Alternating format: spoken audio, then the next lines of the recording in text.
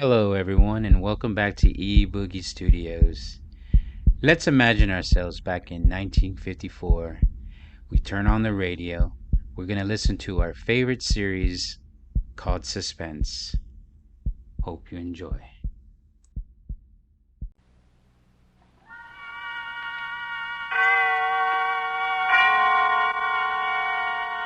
And now, tonight's presentation of radio's outstanding theater of thrills, Suspense.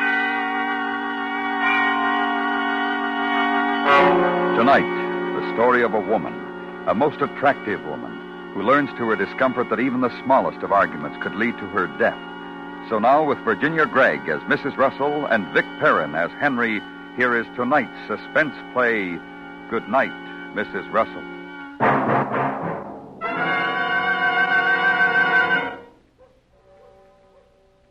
There's no escaping now. He hasn't said a word for 10 minutes. I know he's turning over in his mind how he's going to kill me. It's almost dawn now. In a little while, the milkman and the paper boys will be making their rounds. I'll be dead.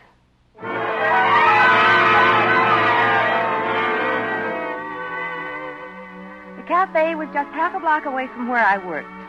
It was a small, pleasant little place, spotlessly clean, with a large plate glass window on the sidewalk. There was always a beautiful-looking roast turkey and a juicy baked ham in the window, and you could watch Henry carve off succulent pieces of meat and arrange them into neat sandwiches, with an olive and a dab of potato salad on the plate. Every noon, all of us who worked in the Hillmar building would go there for lunch. We crowded in on the high stools and jabbered as women do, while Henry patiently served us and put up with our female chatter. He was always the only one there. How are you today, ma'am? Oh, I'm fine, thank you, Henry. I think I'll have some of your nice baked ham and... Yes, ma'am. Coming up. He was always especially nice to me. I suppose that was because I'm, well, a little older than the others. The other girls were all quite young and very cute. Henry always seemed uncomfortable a little with them. Yes, ma'am. Coffee? Yes, please, and I believe I'll have some of your cherry pie. You're an excellent cook, Henry. Thank you, ma'am. I'm glad you think so. 20 and 15, 30... Perhaps I should have realized then, at a moment like that.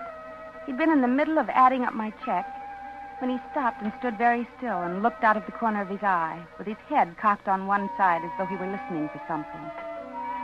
His expression was a little horrified. I thought maybe he'd heard a sound that meant something to him. You know, like the refrigerator out of order or something. Then all of a sudden he shook his head and brushed away whatever it was he had heard. 20 and 15's 35 and 45. You should try one of my dinners sometime, ma'am.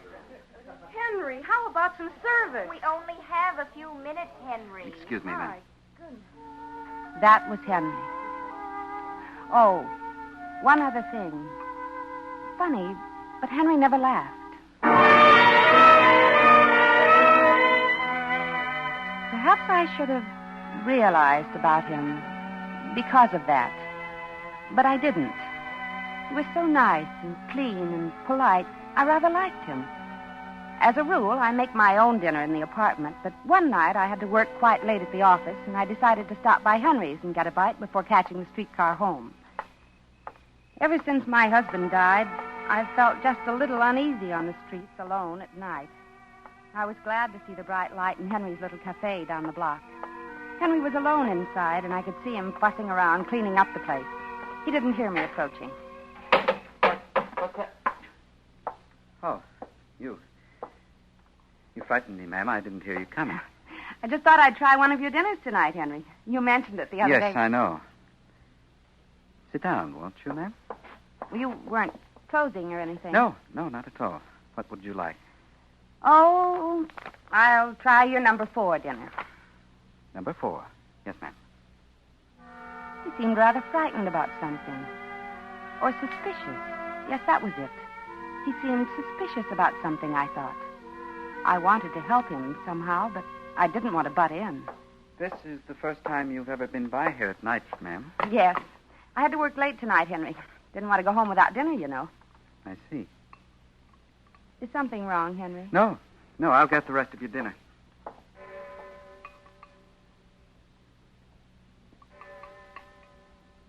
Delicious soup. Thank you, ma'am.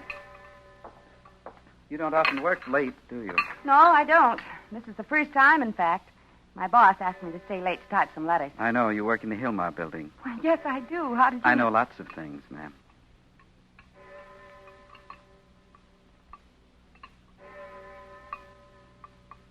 This is a good dinner, Henry.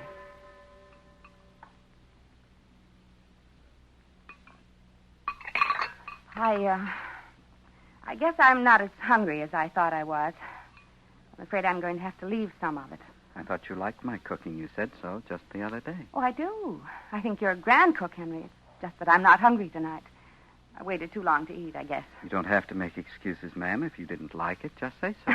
No, I mean it. Your food is wonderful, Henry. If it weren't, I wouldn't have come here. Wouldn't you? No.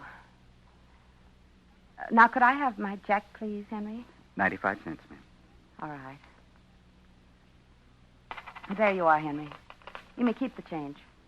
I'd rather not, ma'am. Here. Very well. Good night, Henry. Ma'am, Yes? next time you come, I'll have something you like. But I did like... Oh, good night, Henry. Good night, Mrs. Russell.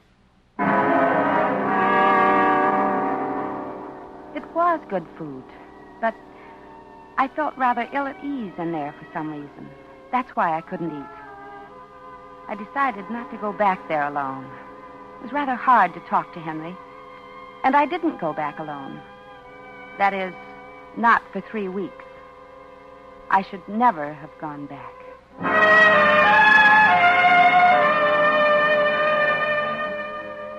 We all continued to have our lunch there, and Henry was the same quiet, polite young man. Gradually, I came to feel that odd business in the cafe that night had just been all my imagination. Then came tonight. I had to work late, and again, and for the last time, I went to Henry's.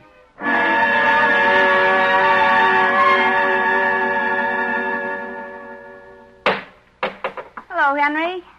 You've decided to try me again, I see. Why, Henry, I've been eating here every day. Not at night. What's the difference? In the daytime, you're always with your friends. I like to eat with my friends. Now, let's have no more of this silly talk, Henry.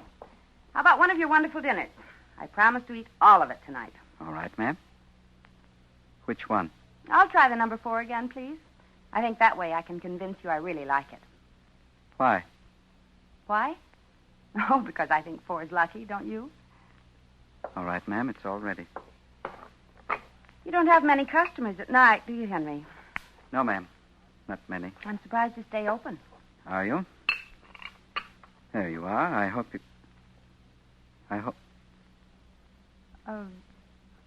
What is it, Henry? You seem to be listening for something. Is there... Are you enjoying your dinner? Henry, I hate to sound like I'm prying. I know it isn't my business at all, but I think something's bothering you. Do you? Yes. There isn't any way I can help, is there? Nothing's bothering me, ma'am. Yes. You know, I had a son like you. Did you? He was in the Army, killed in the war. He was very much like you. I see. That left me all alone in the world. My husband, Leonard, died 4 years before. Oh, he was a wonderful man. Everyone admired him. The contractor, you know. I began to notice that as I talked away about my family and everything, he became very quiet. He sat down on the cooler back of the counter and just watched me, his face absolutely blank. I couldn't tell what he was thinking. I was getting uneasy again. I just about decided to make up an excuse to pay my bill and leave. It was getting quite late. When my head began to feel heavy, and I began to feel sick and strange. Mrs. Russell? Oh, Henry, I feel ill. Henry, I'm awfully dizzy. I don't think I can. Henry? Can't you hear me? I believe I'm going to faint. Perhaps you'd better help. Did you do something? Good night, Mrs. Russell.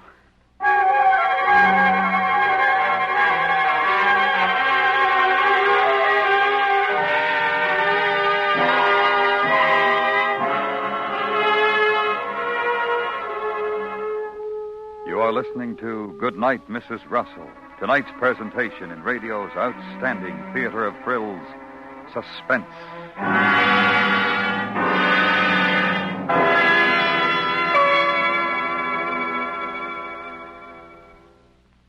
A one-man crime wave comes to an abrupt end when the FBI swings into action in an exciting tale tomorrow night on CBS Radio.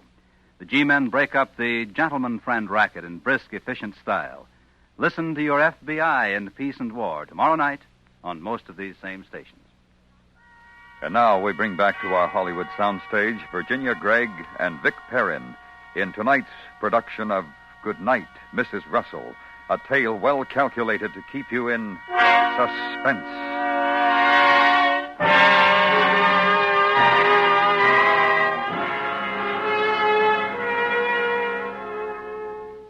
I don't know how long I was unconscious. It seemed just for a moment. A moment crowded with horrible nightmares and dreadful sounds. I remembered hearing a woman screaming and crying horribly. It was ghastly. I must have been unconscious several hours. And when I opened my eyes, it was dark. Pitch dark. A clock was ticking somewhere. And I realized that the screaming woman had been me. Is anyone here?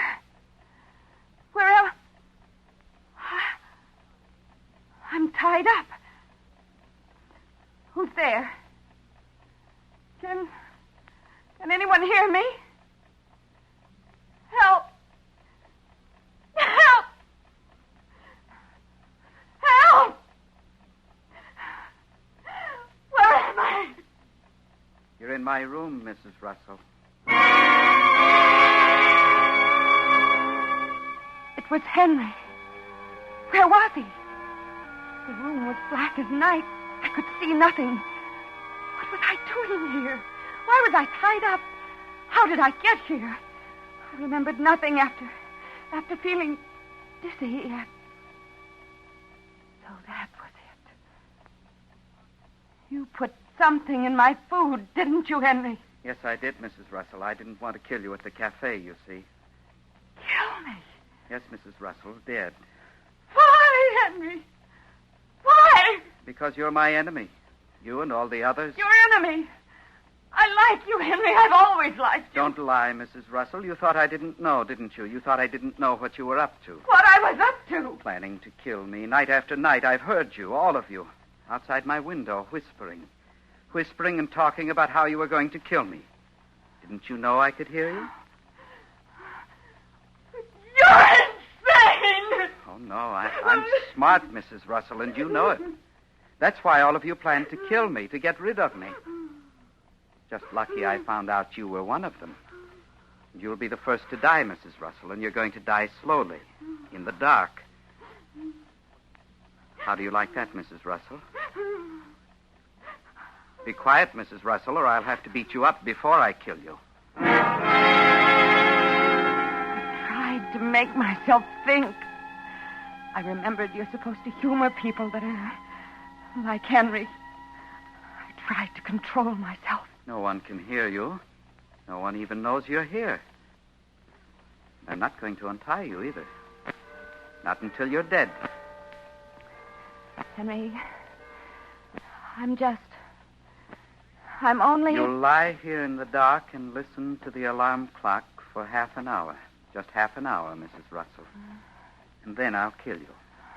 You see, I want you to suffer, like you've made me suffer. Henry, I'm just an ordinary woman. Just How can you think these things of me? Oh, come now, Mrs. Russell. I'm smart enough to see through those remarks you made. Remarks? Always talking about what a good cook I was, as if you felt I wasn't a man. I know what you're thinking. Henry, I didn't mean anything of the sort. I really Men meant... rubbing it in about your precious son in the army, rubbing it in and torturing Henry, me. all those things, they were your imagination. I didn't mean them that way at all. You're like all the rest. I'm too smart for you, and you know it, so you want to kill me. I'm a dangerous enemy, Mrs. Russell. How long have I got to live, Henry? Half hour? I don't know. The alarm will ring. Then I'll kill you. I was resigned to it then. It seemed so hopeless. But then I thought, if I could just get him to turn on the light, I might see a way out. It was a forlorn hope, but I tried it. Henry? Henry? How do you know you set the clock right? Henry? I heard you. You didn't answer. I thought... You thought you could get me to turn on the light. Sorry, Mrs. Russell. Henry, you're torturing yourself more than you are me, Henry. Do you know that? What do you mean? You don't know when the alarm's going to ring either. You must be sitting on the edge of your seat waiting to hear it. Aren't you? You see, when it rings, I know that I'll have to die. But you know that you'll have to commit a terrible crime. Murder, Henry. Shut up. It is true, then, isn't it? You can't trick me into turning on the light. I'm too smart for that. You're going to suffer in the dark, as I have.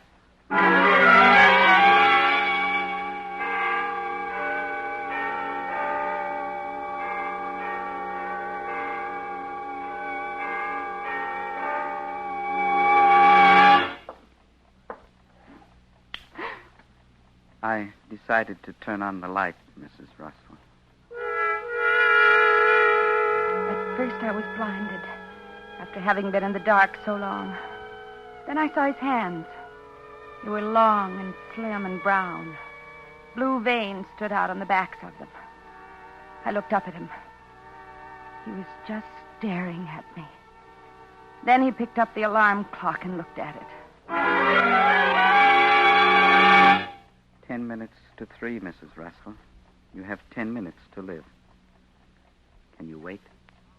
It was a tiny, neat living room. I was on a couch. The shades were down. There was no phone. The front door might be unlocked. It might be. I can wait, Henry. 8 minutes now. The hands were racing each other around the face of the clock. But if I could just get untied now, there'd be a chance. I'd have to be careful. But quick, quick. 5 minutes, Mrs. Russell. Henry, what are those things strapped to that board over there on the wall? Oh, that's my A collection. collection? Match folders? Oh, do you collect match folders? Oh, yes. I'll show them to you. I held my breath as he took them down off the wall. That clock would only stand still for 5 minutes. Here.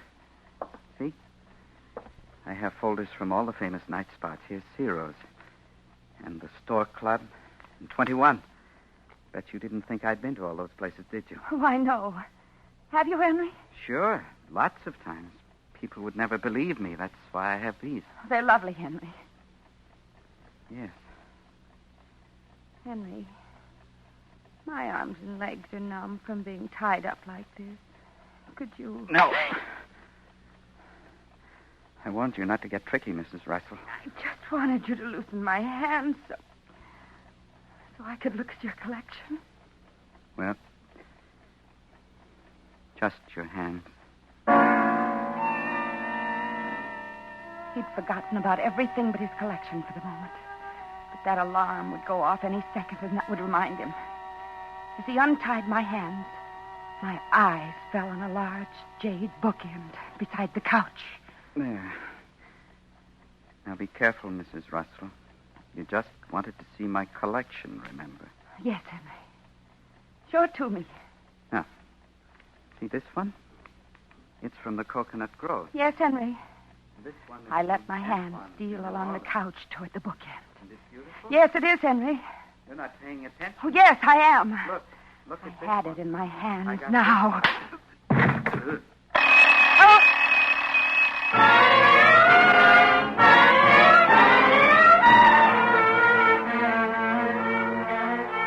Don't even remember doing it.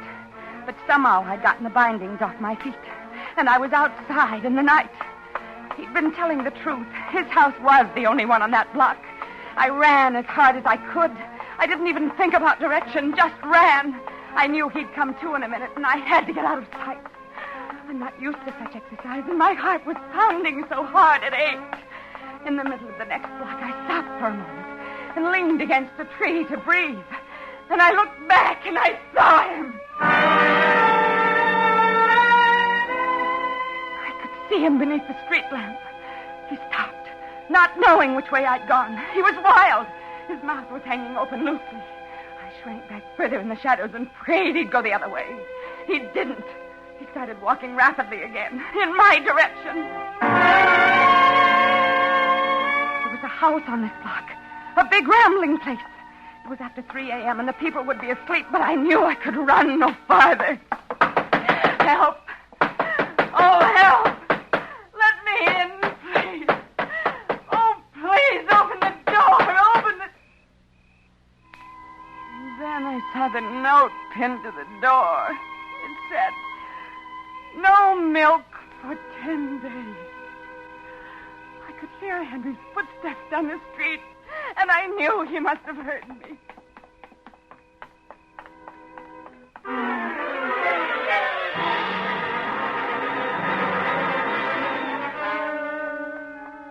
My heart felt as though it would burst. The street was deserted. And then I heard a car approaching. It was a block away. I ran out in the street and waved my arms. Help! Oh, help me! Stop, please! Oh, please, stop!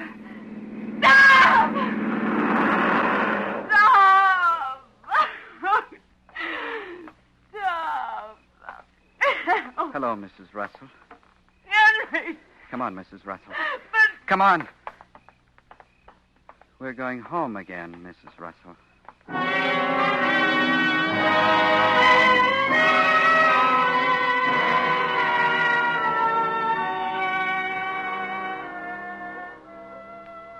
There's no escaping now. He hasn't said a word for 10 minutes. I know he's turning over in his mind how he's going to kill me. It's almost dawn now. In a little while, the milkman and the paper boys will be making their rounds. I'll be dead.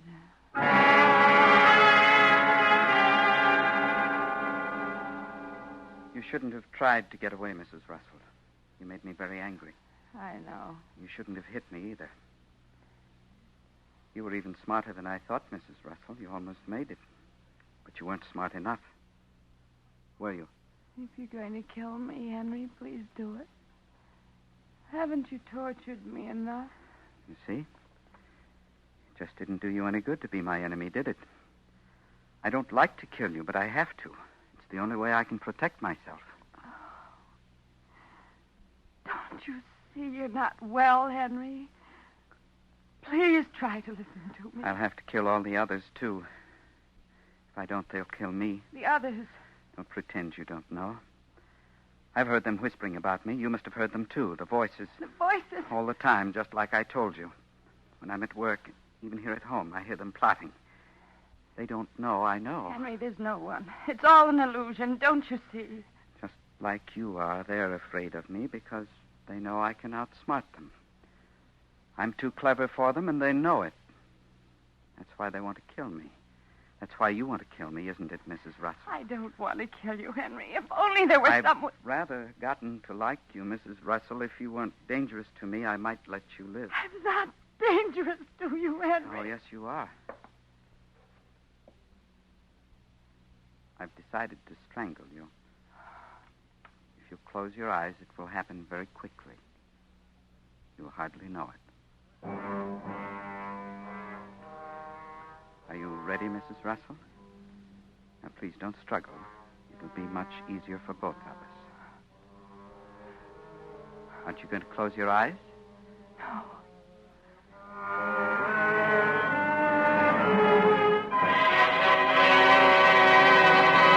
What's that? What? Listen, you can hear them. Don't you hear them? The voices. The voices. The voices? Don't you hear them? Yes. I hear them, Henry. See? Now you believe me, don't you? You hear what they're saying. Yes. Yes. It's just as you said, Henry. They must be right near. Yes, right near. There are a lot of them. There are too many. You'd better hide, Henry. Yes, but where? They sound louder all the time. They're getting closer. Have you a closet? Yes, that's it. The closet over here. Shall I help you, Henry? Yes, but be quick. This closet. I'll hide in here. All right, Henry. I'll protect you. There. A good place to hide. What if they find me here? I'll lock the door, Henry. No, I don't like that. They're getting closer, Henry. You'll unlock the door when they're gone? Yes, Henry. Lock the door, Mrs. Russell.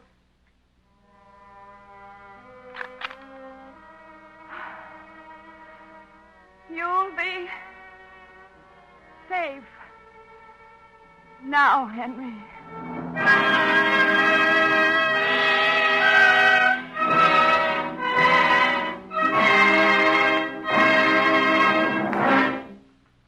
Suspense, in which Virginia Gregg and Vic Perrin starred in Ben S. Hunter's story, Goodnight, Mrs. Russell.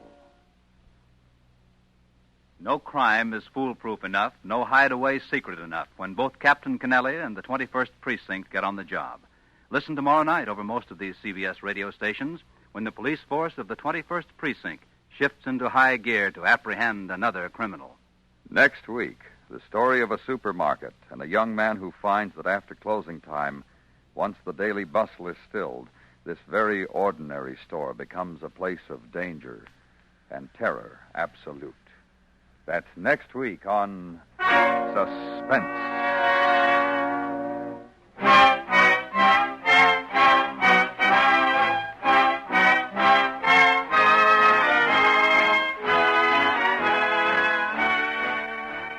Suspense is produced and directed by Norman MacDonald, with music composed by Lucien Morawick and conducted by Lud Gluskin.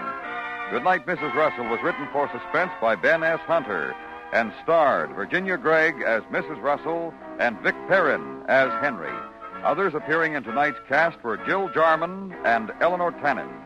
And remember, next week, James Poe's suspense story, Never Steal a Butcher's Wife.